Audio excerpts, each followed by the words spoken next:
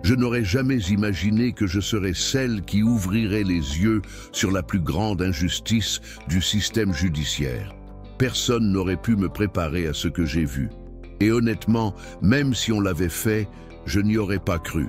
Je m'appelle Anaïs, j'ai 26 ans et à l'époque, j'étais stagiaire au bureau du défenseur du peuple à Montargis, une ville moyenne du centre de la France. J'étais là, au cœur du quotidien, à gérer les dossiers qui se présentaient, à prendre des notes, à suivre les avocats. C'était juste un stage de plus, une étape nécessaire dans ma carrière, une opportunité comme tant d'autres. Du moins, c'est ce que je pensais. J'ai grandi dans une famille simple, en banlieue parisienne.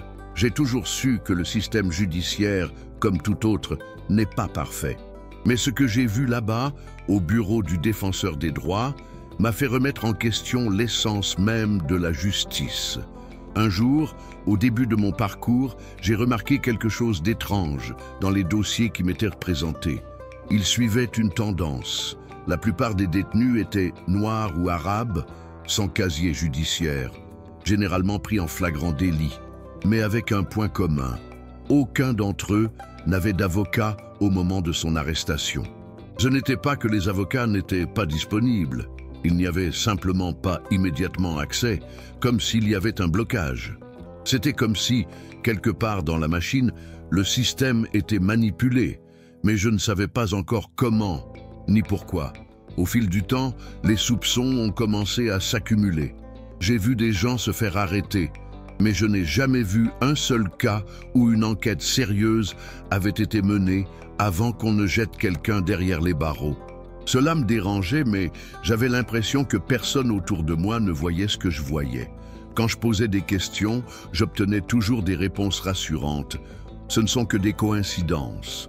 Ce genre de détention provisoire est parfois nécessaire. Mais au fond, je savais qu'il y avait plus que ça. Ce n'était pas que des coïncidences. C'était des schémas récurrents. Quelque chose clochait. C'est à ce moment-là que j'ai commencé à recueillir des informations et que j'ai décidé d'enquêter sérieusement. Je savais que ce serait risqué, mais quelque chose en moi ne pouvait plus ignorer ce qui se passait. J'ai commencé à copier des documents judiciaires qui me parvenaient. Rien de trop évident, mais suffisamment pour comprendre que quelque chose était occulté. Les conversations dans le couloir entre avocats et juges, les discussions entre policiers et procureurs, tout a commencé à prendre sens lorsque j'ai relié les pièces du puzzle. C'est alors que j'ai entendu par hasard une conversation qui a tout changé. J'étais au bureau tard un soir, en train de réorganiser des documents, lorsque j'ai capté l'enregistrement d'une réunion interne. Des membres de l'équipe judiciaire parlaient de cible d'incarcération, un terme que je n'avais jamais entendu auparavant. Au début, j'ai cru entendre quelque chose de mal, mais en écoutant plus attentivement, il est devenu évident que la discussion était tout sauf informelle. Il s'agissait d'une sorte de contrat officieux avec un consortium de prisons privées, et la détention provisoire était utilisée comme un moyen d'attirer plus de détenus et d'accroître les profits. J'en croyais mes oreilles. Pour moi, ce fut la goutte d'eau qui fit déborder le vase. Ce qui se passait n'était pas seulement une question de faille du système, c'était une véritable structure de corruption. Et ce n'était pas une faille isolée, c'était un système profondément enraciné, ancré dans la structure même censée garantir la justice. Moi, simple stagiaire, j'avais découvert les racines de quelque chose de bien plus grave. Mais que faire de cette information ? Je savais que je mettais ma carrière, ma sécurité et ma liberté en danger, et si on m'attrapait ? Et si le bureau du défenseur public lui-même me dénonçait comme le traître qui a découvert la vérité? J'ai passé des jours et des nuits à réfléchir à la marche à suivre, mais il n'y avait pas de retour en arrière possible. Je savais que je ne pouvais pas garder cette information pour moi et continuer ma vie comme si de rien n'était. Après tout, il ne s'agissait pas seulement de moi ou de ma carrière, mais de tous ceux qui étaient injustement emprisonnés, de ceux qui n'auraient jamais leur chance. J'ai donc commencé à constituer le dossier. Ce n'était pas facile. J'avais besoin de plus de preuves, de plus de documents, de plus d'enregistrements.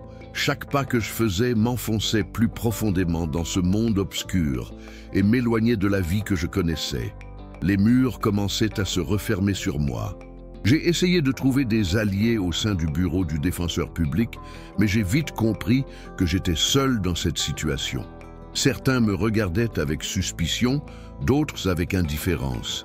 Même des avocats autrefois proches de moi ont commencé à prendre leur distance, comme s'ils avaient pressenti que je déterrais quelque chose de dangereux.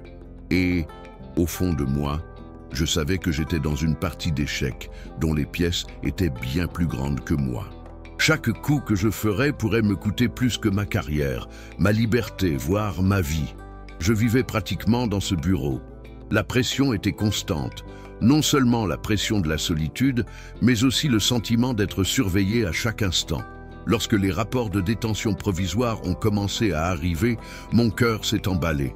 Je savais que si j'en lisais un autre, je risquais de découvrir quelque chose d'encore plus alarmant. Et c'est exactement ce qui s'est produit une semaine avant que je ne décide enfin d'agir. J'ai découvert parmi les documents le cas d'un jeune homme nommé Karim, arrêté sans preuve tangible, sans accès à un avocat et sur le point d'être envoyé dans l'une des prisons privées mentionnées lors de ces réunions. À cet instant précis, face à ces mots, j'ai compris que le système était non seulement corrompu, mais qu'il s'employait activement à détruire des vies.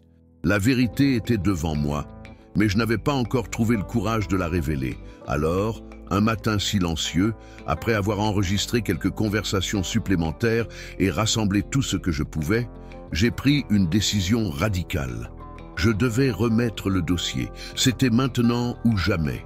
Je savais que ce serait difficile. Je savais que tout le monde réagirait avec dégoût, mais je ne pouvais plus me taire. Le poids de tout cela me rongeait déjà. Cependant, ma plus grande inquiétude n'était pas la réaction de mes collègues ou de mes supérieurs, mais le sort des jeunes comme Karim, qui étaient sur le point de se perdre dans ce système corrompu. Le jour où j'ai décidé de remettre le dossier, la peur m'a envahi.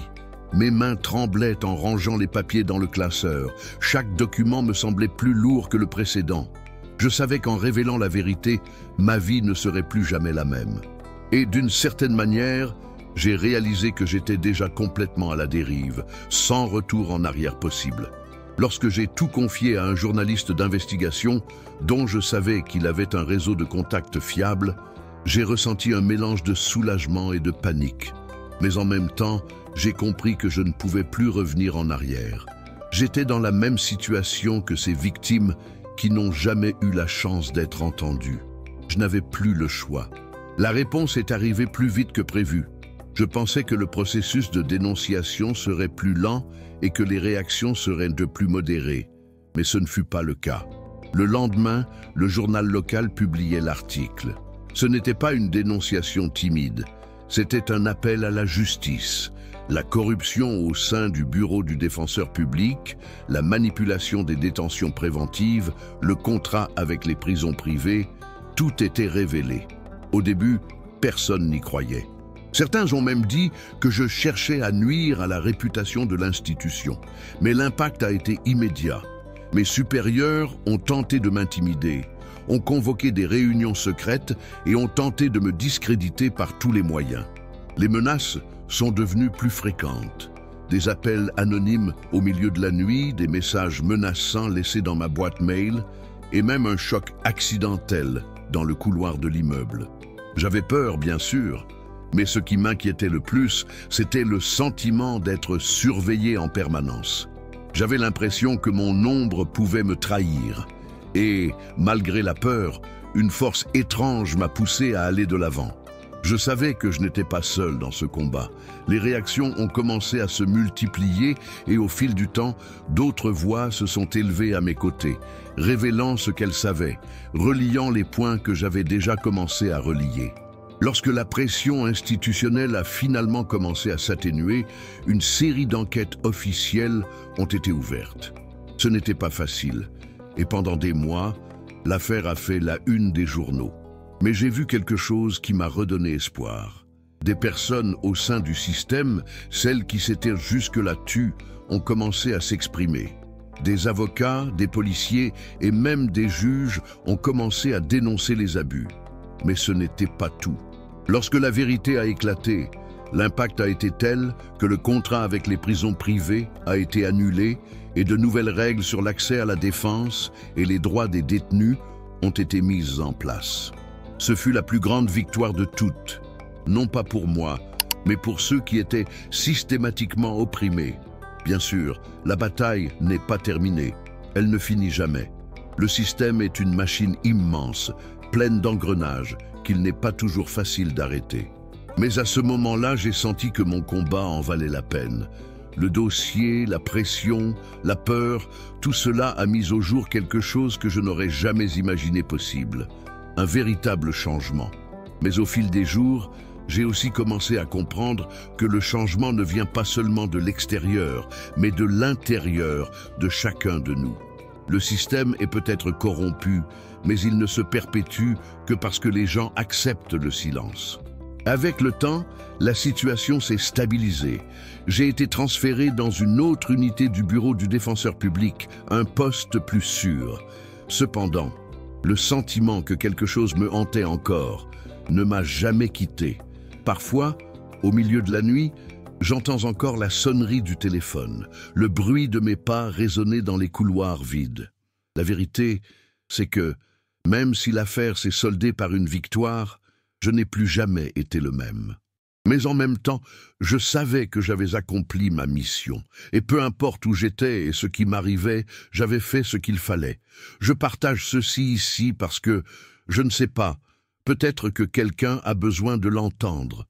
Peu importe qui vous êtes ou si ce que vous faites peut paraître insignifiant. Votre courage peut être la clé de quelque chose de bien plus grand. Il peut être l'étincelle qui amorce le changement. N'ayez pas peur de révéler la vérité, même lorsque tout autour de vous semble vouloir vous réduire au silence. Parfois, la seule chose que l'on puisse faire est de continuer à avancer, même lorsque le chemin est incertain et dangereux. Le combat peut être long et difficile, mais il n'est jamais vain. Et si cette histoire t'a touché, n'oublie pas de liker la vidéo. Dis-moi en commentaire ce que tu as ressenti. Je lis tout, vraiment. Abonne-toi à la chaîne pour ne pas manquer les prochaines histoires. Et surtout, partage cette vidéo avec quelqu'un qui en a besoin aujourd'hui. Ici, dans Histoire de vie, chaque témoignage est une lumière. Et ensemble, nous formons les gardiens de l'histoire. À très bientôt pour une nouvelle histoire.